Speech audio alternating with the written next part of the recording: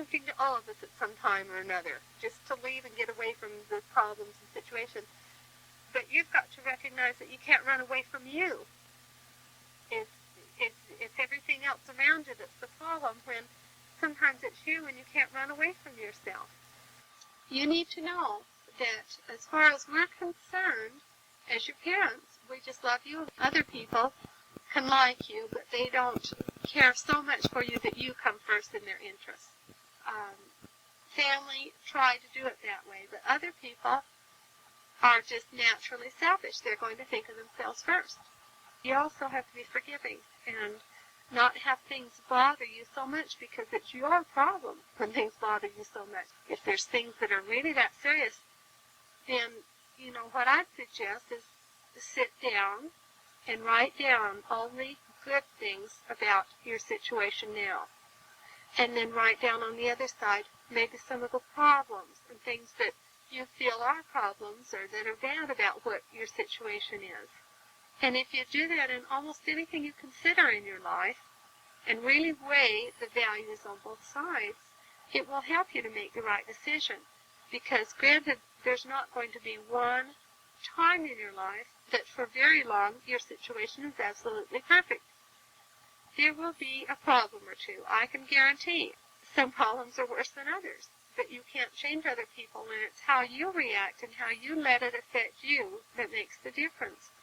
And we get our hearts broken because we're parents, and that's part of the price you pay. Even Heavenly Father has had his heart broken many times, I'm sure, because of the things that his children do. But that doesn't change him. His rules are always the same. He is always the same. And it just makes him unhappy. And that's the way we will be. That no matter what you children select to do in your life, when you do things that are wrong or we see mistakes that you make, we'll try and guide you and counsel you, but we will let you do what you're supposed to do, your choices, because that's why we're here on earth. When they're tiny children, we can't.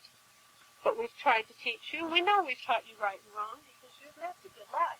Sometimes it seems like eternity when there's problems, but other times it goes pretty fast. So just live for that. Just overlook some of the menial problems that you have right now, because they are small in the scope of a lot of things. Sometimes they seem really, really big, but when you look back on them, then they're much smaller. And just live that way, just with your goal out in front of you, so that it's not that far away. You're going to reach it before very long.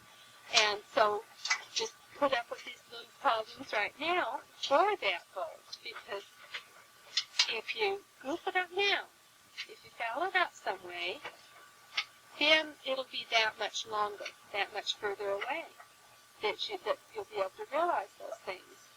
And you've got a lot to look forward to. It's just like you look forward to having a family and having children and being in that stage of your life. But don't wish away this time of your life, because it's a fun time too. It's a traumatic time. It has some of the biggest highs and some of the biggest lows that you'll ever have in your life. But enjoy this time now. There's lots of things you can do to give of yourself. Do all the positive, and the more that we concentrate on the positive things, the better we are. And the more we think of them, instead of always thinking, oh, I just hate it here, or I just hate this or that, or it makes me so mad this or that. Well, it does. And the more you dwell on it, the bigger the problem is.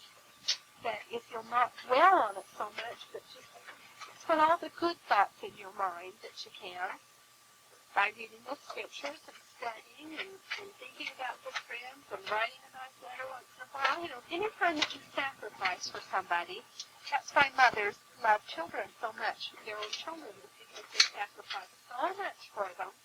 They give so much for themselves. And you don't ever get in return from your own children what you've given to them. That's just the fact of life.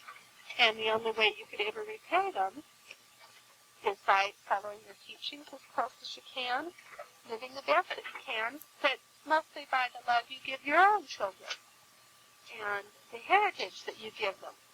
And you want to have the best family you can and set your goals. If you set your big goal at Temple Mary's, Okay, then you set your short-range goals that go along with that. Like your short-range goals would be pay my tithing regularly, attend my meetings regularly, just some of the requirements, the word of wisdom, the moral issues, and all of those things that go along with temple marriage, your short-term goals, and you know that every day you have to live up to those to get to that big goal. And just things like, I want to learn to be a good homemaker or a good housekeeper. Well, that means then doing it every day, doing the little short goals in order to attain your big goals. We love you more than anything. We want you to know that. I wish, I think that that's something that young people need to know more, is how much people think of them. I think we all do. And maybe that's why I've done so many things for other people. It's because then I know what they think of me, I guess. It's easy to do things for other people because they appreciate it, and it's harder to do things for your family because they take it for granted. And we do that with all of you kids. We don't tell you enough that we love you, and we don't tell you enough how proud we are of you, and it's not because we don't feel it or think it, but it's a mistake that we make in not telling you that. And a lot of things that I've regretted in making changes, we didn't take time while we had the time here to do things together, and I felt like I still had things I wanted to teach you and show you, and I waited too long maybe. Anyway, I love you very much, so many times I wish you were here, that we could just go and enjoy each other and have fun, and I look forward to that. There will be time that we can, and too many fun things that we can do. And anyway, I probably said all that was on my mind pretty much. When I was saying, when I get time, I'm going to do this or that. And one of these days, I want to learn to play the piano or play the guitar or, whatever. Then sit down and write down some of those things. And then when you're bored or when you get depressed or something, look over them. And write down there also, like, I'm going to write a letter. Or write down all the people that you're going to write letters to. And then sometime when you just feel like you don't want to do anything that's around to do, look at your list and you'll find, like start your picture album or work on your journal. And that's a good time to do it because it's hard to keep them up regular. Write all your things. I wish that I had kept some things I had written when I was your age, because I can remember having problems, maybe with my parents even. I didn't feel that they understood, and I always said that when I grew up, I wasn't going to have that kind of problem. I was going to understand my kids, and I was going to be able to talk to them and work these things out. And I wrote down my feelings, and you need to do that now, to write down your feelings and your thoughts and what you're going to do when you be a parent, how you're going to do things differently. And I would hope that I would expect that you would be a better parent than I would. I would expect that you would learn from my mistakes maybe, and right now you feel that you know more. It's a little different when you're in the situation, I think, but it's neat to go back to that. Set your goals. When I was in college, I had to write a class, for a class. It was all about ourselves, and I had to write describing me and what my goals were and that sort of thing. And I found out a few years ago, and it was interesting that I had reached all those goals that I'd set. Of having a family, being raised in the temple. I wanted to learn hair cutting and basic beautician skills, and I wanted to learn cake decorating and flower arranging. And the only trouble is, you need to keep making goals. So at least start somewhere, and that's been my mistake, is not having made more goals. Even though I've accomplished those, that's not everything in life. You need to keep making them and be specific about it with small things. I just love you so much, and I just want for you to be happy. I've been reading a book, Teaching Children Joy, and he expresses in this one that that's more important in life than anything, just to be happy and to have joy, just true joy. And it's got some interesting thoughts on that, and I'm just kind of getting started on it. But he feels that that's more important than anything the kids can ever learn. And I can see a lot of wisdom in it. Just having true joy can direct your life in a lot of ways. Some of us look a lot of different directions for help of all different sorts, and we need help. There's lots of books and people and different ways to find help. We're wrong in looking all over other places more than the gospel, because the gospel will transform us by the Christ-like nature and help. If we work on the gospel, in other words, if we live, then as we become more Christ-like, then it makes things more understandable, and that's where we solve our problems, is just by becoming more Christ-like. And that as saints, a lot of times we complicate things. We try to make things harder than they really are, and they're just not that hard. That if we just live our lives so that we can have the Holy Ghost prompt us, then it'll solve all of our problems.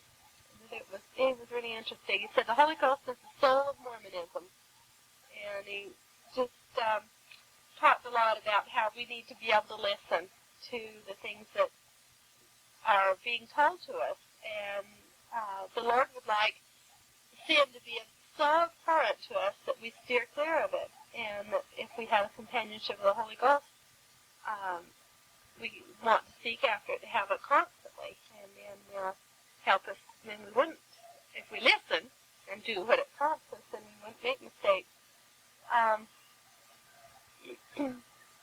Never let one day go by without praying with all intent for the Holy Ghost.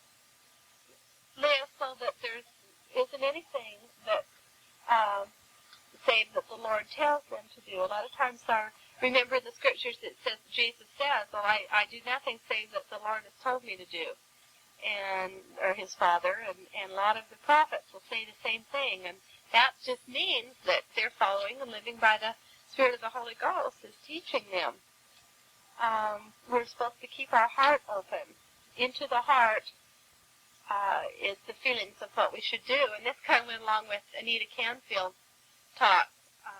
She just really stressed so much how we need to listen with our heart and not our mind. You know, how sometimes, have you ever thought, oh, I think I'll do such and such for somebody? You just think of a little thoughtful thing you'll do.